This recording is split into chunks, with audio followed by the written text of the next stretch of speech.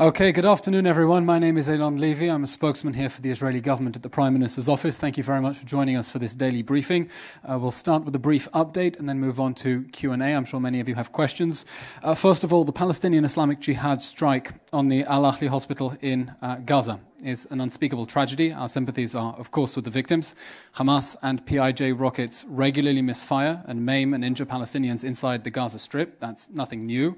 In this war alone, the IDF confirms that 450 rockets have misfired inside the Gaza Strip, causing loss of life and destruction as well, including that rocket that we saw the debris striking the car park of the Al-Ahli Hospital yesterday. Now, the IDF and independent sources have produced abundant evidence confirming that Islamic Jihad was indeed responsible for the blast we saw last night at the Al-Ahli Hospital in Gaza City. Those resources include a very detailed briefing from the IDF spokesperson, Rear Admiral Daniel Hagari today.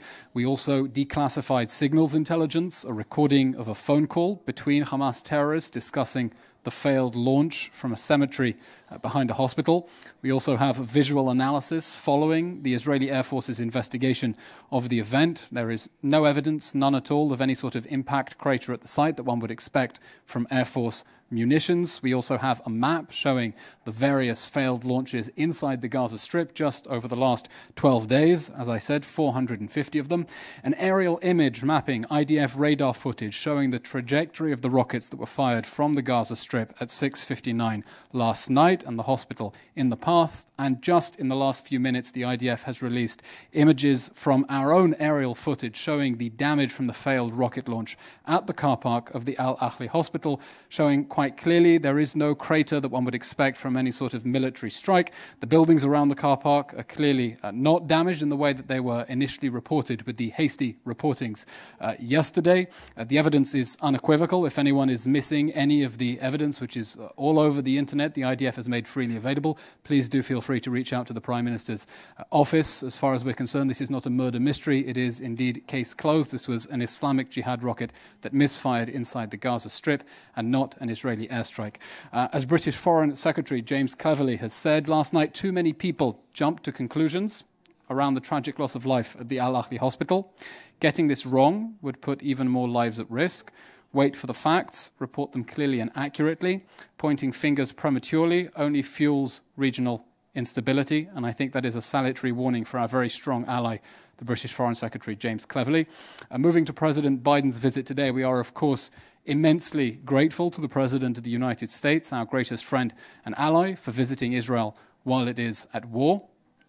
This is almost an unprecedented visit from a leader of the United States to an active area of hostilities to which the United States is not a party. It is, as everyone said today at the meetings, a very clear statement of the United States' support and solidarity and the President's moral clarity and leadership from the very beginning after the October 7th massacre. It's a clear expression of the deep and enduring friendship that our nations share.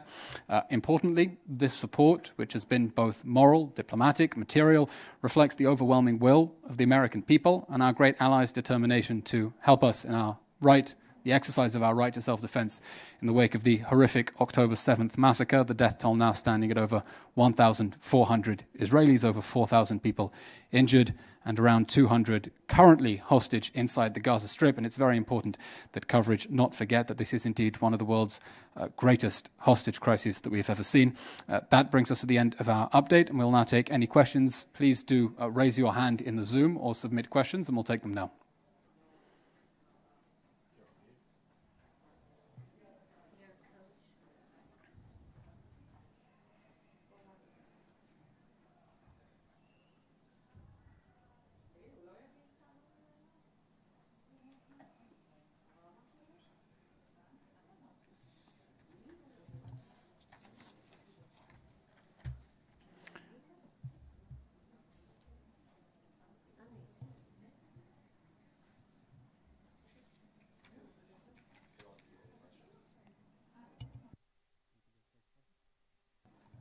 Please.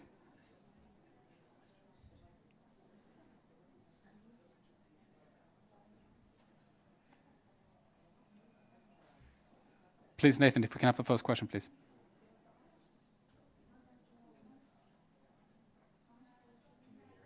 No, we appear to be having a minor technical difficulty. I'm afraid I can't hear you. Apologies, it seems we're still stuck in 2020, being stuck on mute in Zoom. Our apologies.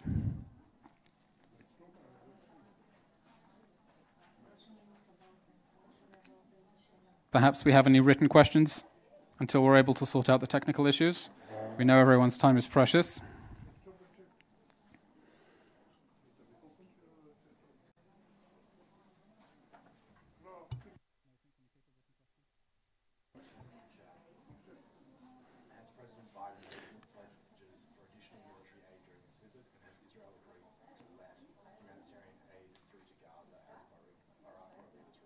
Okay, we have a question about the extent of President Biden's pledges for additional military aid during this visit and whether Israel has agreed to let humanitarian aid through to Gaza. First of all, the President of the United States has been very clear from the very beginning, from his initial remarks at the White House, which moved everyone here tremendously, making clear that he'd instructed the U.S. Army to make sure that Israel has all necessary supplies that it needs in order to fight Hamas. This is not only our right of self-defense, but a duty of self-defense in the wake of what is now the world's worst terror attack after 9/11. The death toll itself is half of 9/11. That speaks volumes in absolute terms. And the United States stands by our side, and we're very grateful not only for the moral support, but also for the tangible military support in making sure that the IDF has all the means that it needs. As for the question of humanitarian aid, Israel wants to see humanitarian aid reach the people of Gaza, but that humanitarian aid needs to be delivered under frameworks that guarantee safeguards that the aid not be directed to the militants, the terrorists inside the Gaza Strip, and to Hamas.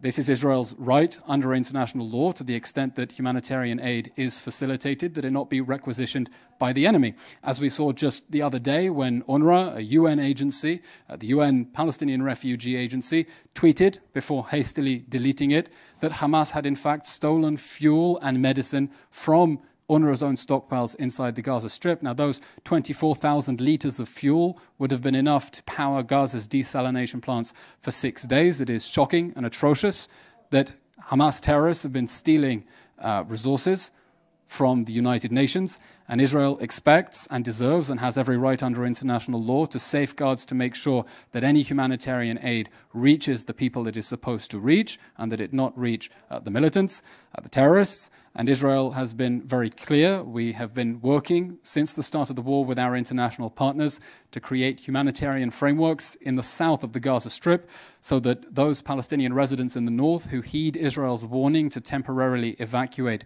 what is going to be a very difficult combat zone receive the humanitarian aid they need. That is, of course, in everyone's interest, but we must ensure that the aid not reach the hands of Hamas and its the continuation of its genocidal campaign of terror against our country. Next question, please.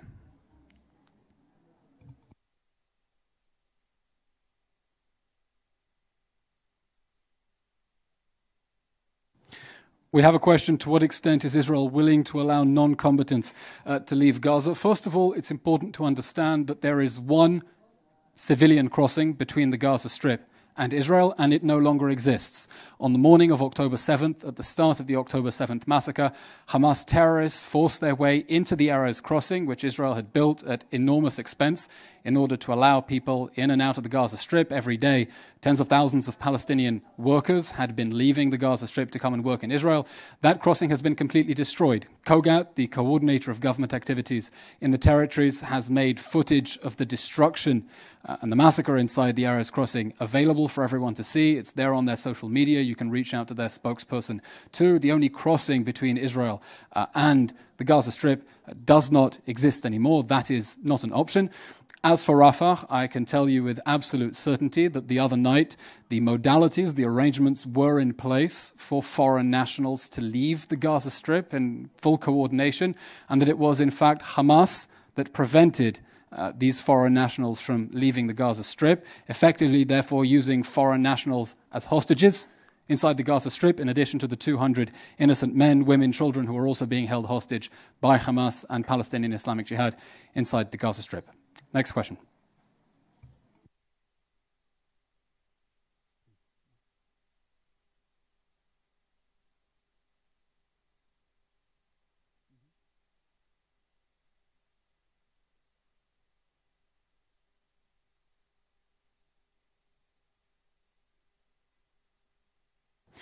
We have a question regarding humanitarian aid. Can we specify what sort of guarantees would be required to satisfy Israel's security needs? I'm not going to get into the specific details of demands, how we're going to ensure that humanitarian aid not reach Hamas terrorists, but I will tell you those safeguards will have to be stronger than the safeguards that were in place after the 2014 war. After Operation Protective Edge, Israel worked together with the Palestinian Authority and the United Nations to set up the Gaza reconstruction mechanism and ensure that civilians whose homes had been damaged as a result of that conflict over the summer of 2014 were able to get building supplies, and those building supplies were systematically diverted towards Hamas. Only a few days ago we saw images of Hamas boasting that it was digging up water pipes that had been donated, of course, with immense taxpayer international aid, using them to convert them into rockets and fire them at Israel. So the international community will, I'm sure, draw the appropriate lessons from the failure of previous oversight mechanisms and understand that the brutal, barbaric, genocidal campaign of terror that Hamas has been waging against Israel and the people of Israel cannot be allowed in any way to benefit from a single dollar, euro, or pound of international humanitarian aid in order to fuel their war machine. It must reach the people of Gaza, those who heed Israel's warning to temporarily evacuate the north and move to the designated humanitarian zones as the IDF specified in the map that it released this morning. Next question.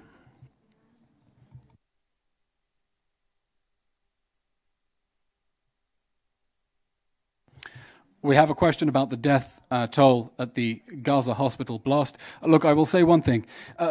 We are now in day 12 of the war, and Israel is still identifying and trying to count the absolute number of victims who were murdered in the October 7th massacre. It's been 12 days, and we still haven't identified anyone. I think any journalists who rush to judgment based on a claim made by Hamas 20 minutes after the blast should ask very serious questions about why those numbers were not independently verified first. It would simply be impossible 20 minutes after a blast to use data provided by the Gaza Health Ministry, which is Hamas, which is ISIS, in order to make allegations of civilian casualties. What we now see from the video that has been released by the IDF is that the extent of the damage is considerably smaller than what was being reported in those very hasty reports last night. And I would urge foreign media to treat with extreme skepticism any information that is coming out of the Hamas-controlled Gaza Strip. We're talking about a small band of territory controlled by an authoritarian jihadist group that brooks no dissent, that allows no free speech, that is deliberately waging a war of misinformation and propaganda against Israel, that has an interest in inflating casualty numbers because they generate international sympathy, and that international sympathy advances its own war goals. The Hamas, the Gaza Health Ministry, is the Hamas Health Ministry. Hamas is ISIS. You would not report on ISIS in Syria, for example, as being the Raqqa Health Ministry. And when you quote Palestinian officials in Gaza, you're quoting Hamas, and you wouldn't quote ISIS as Syrian health officials. And Israel would expect the international community as well to treat with the same caution any claims coming from Hamas as they would from ISIS, because as Hamas proved in the massacre of October 7th, its brutality and sheer cruelty and inhumanity far exceed what we saw from ISIS. Next question, please.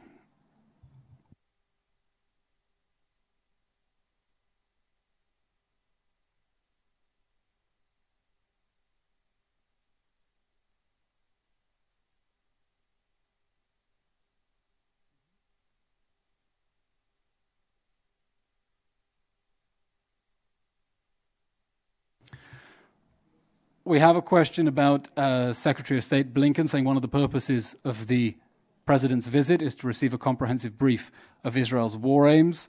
Israel is, of course, the United States' greatest friend in this region, if not the world. The United States is our closest and strongest ally, and we are tightly coordinated with the Americans. President Biden has been very clear and forthright since the very beginning of this war, that Israel has a right and a duty to defend itself. It is very clear that he cares about Israel very deeply, that he is committed to helping Israel eliminate this ISIS-like, Nazi-like threat from Hamas.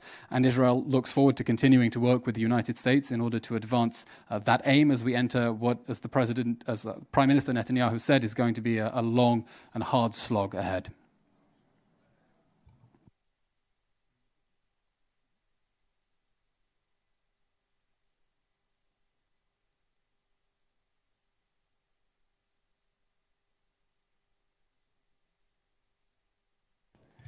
We have a question from David Isaac at JNS about American supplies for Israel and humanitarian aid. Look, these are two completely separate issues. President Biden has been very clear from the first moment that the United States will make sure that Israel has all the supplies that it needs in order to fight this ISIS-like terrorist regime. At the same time, Israel has also been clear that we have an interest in seeing humanitarian aid be delivered to the citizens, to the civilians of Gaza, under safeguards to make sure that it not reach Hamas in the areas for people who have heeded Israel's warning to flee the combat zones. These are two separate issues, and the United States' support for Israel's security in this fight against Hamas is absolutely rock solid. And of course, our interest in seeing that Palestinian civilians not be unduly harmed by the war that Hamas has waged on us is also rock solid.